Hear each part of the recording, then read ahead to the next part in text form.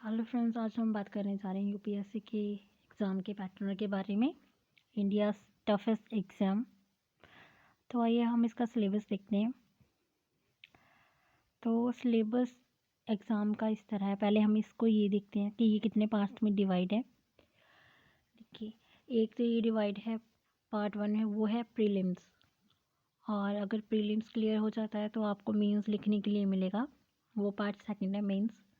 और अगर आपका जब मेंस भी क्लियर हो जाता है तब आपको इंटरव्यू के लिए बुलाया जाएगा, पर्सनालिटी टेस्ट के लिए। उसके बाद हम प्रीलिम्स एग्ज़ामिनेशन में देख लेते हैं क्या है। ये एग्ज़ामिनेशन है जो 200 मार्क्स का होता है और 2 आवर्स का होता है। अगर इसमें देखा जाए तो सिलेबस में करंट इवेंट्स, नेशनल और इंटरनेशनल इम्पोर्टेंस पे क्वेश्चन होते हैं।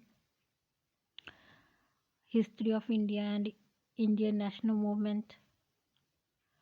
उसके बाद Indian and world geography, Indian polity and governance. उसके बाद इकोनॉमिक एंड सोशल डेवलपमेंट। उसके बाद general issues on environmental, ecology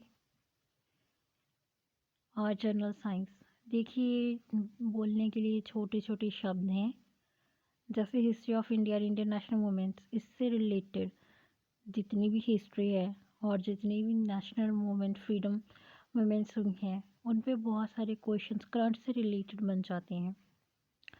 और अगर हम वर्ल्ड जियोग्राफी की बात करें, इंडियन जियोग्राफी की बात करें और physical social economic geography of India and the world, ये मतलब ये फिजिकल सोशल इकोनॉमिक जियोग्राफी, ये बोलने में छोटे छोटे वर्ड्स हैं लेकिन बहुत डीप है, बहुत डीप। इसमें बहुत हमें एनसीईआरटी से स्टार्ट कर रेफरेंस बुक्स पढ़नी पड़ेंगी, जो यूपीएससी के लिए रेफरेंस बुक्स होती हैं।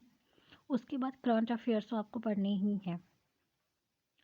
और एक और बात, जो इस एग्ज़ाम होता है इसका प्रीलिम्स का, एक दिन में 2 एग्ज़ाम होते हैं, जिसे हम जीएस पेपर 1 बोलते हैं। और उसके बाद सी सैट होता है पेपर 2। चलिए आइए देखते हैं सी सैट पेपर 2। ये भी 200 मार्क्स का होता है और 2 आवर्स का होता है। इसमें क्या होता है, कम्प्रीहेंशन होती है, इंटरपर्सनल स्किल्स होती हैं, including communication skills.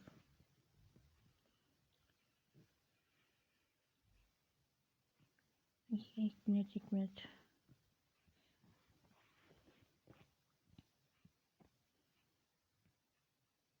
Sorry for disturbance.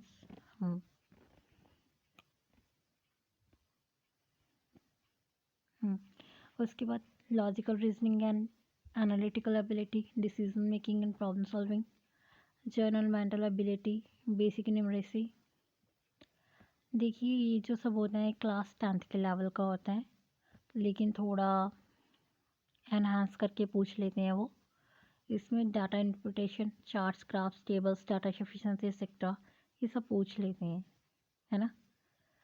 और उसके बाद ये 33% क्वालिफाइंग होता है, पेपर 2 क्वालिफाइंग होता है। और पेपर 1 की है जो वो उसकी मेरिट जाती है। इसमें मतलब आपको 66 मार्क्स लेने होते हैं। अगर 33% निकाला जाए, 67 मान के चलो आप, मार्क्स लेने होते हैं पेपर 2 में। और जो पेपर 1 होता है प्रीलिम्स का, उसमें आपकी मेरिट डिसाइड करती है, ठीक है। उसके बाद अगर जब आपका प्रीलिम्स क्लियर हो जाता है तो पार्ट बी मेन एग्जामिनेशन होता है।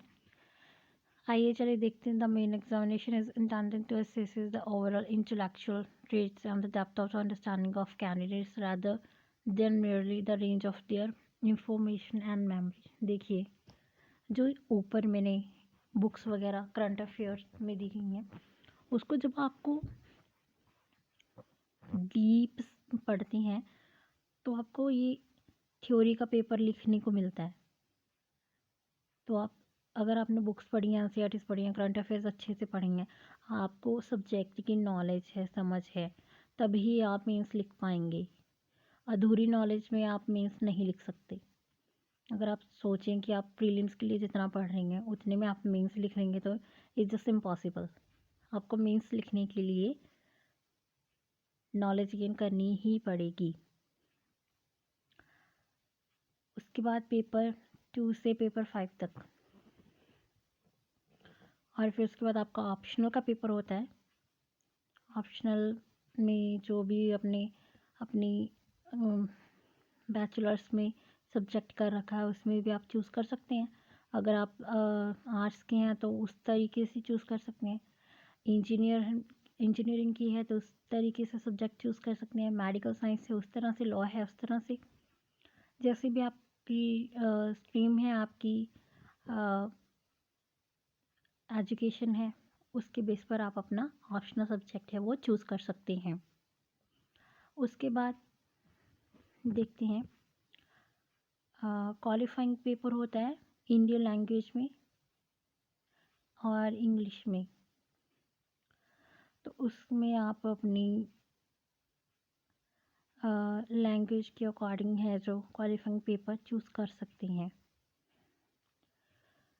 आपके इस पेपर में क्या होता है, कॉम्प्रिहेंशन दी होती है, पैसिव राइटिंग, वही जो हम अपना 10+2 और ग्रेजुएशन में इंग्लिश जर्नल में करते हैं। आगे यूजेस और वोकेबलरी, शॉर्ट एसेस, ये तो हो गया इंग्लिश का पेपर क्वालिफाइंग। और उसके बाद इंडियन लैंग्वेज है तो उसमें जैसे आप जिस स्टेट से बिलोंग करते हो या फिर आपको कोई भी पर्टिकुलर लैंग्वेज आती है, इंटरेस्ट है, उसमें आप अपना क्वालिफाइंग पेपर का सब्जेक्ट है वो चूज़ कर सकते हैं।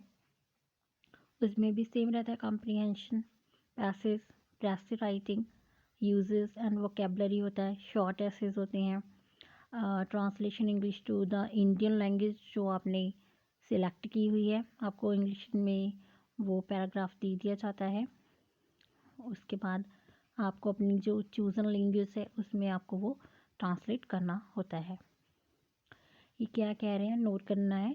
The papers on Indian language and English will be of matriculation of equivalent standard and will be of qualifying nature. देखिए इसका जो पेपर है ये क्वालिफाइंग नेचर है। जो इसके मार्क्स है ना, आपके मेंस एग्जामिनेशन में नहीं ऐड किए जाएंगे, ये सिर्फ क्वालिफाइंग है, इसको क्वालिफाई करना ज़रूरी ही है। उसके बाद देख लेते हैं पेपर 1 ऐसे। देखिए candidate may be required to write essays on multiple topics. They will be expected to keep closely to the subject of the essay, to arrange their ideas in orderly fashion and to write concisely. Credit will be given for effective and exact expression.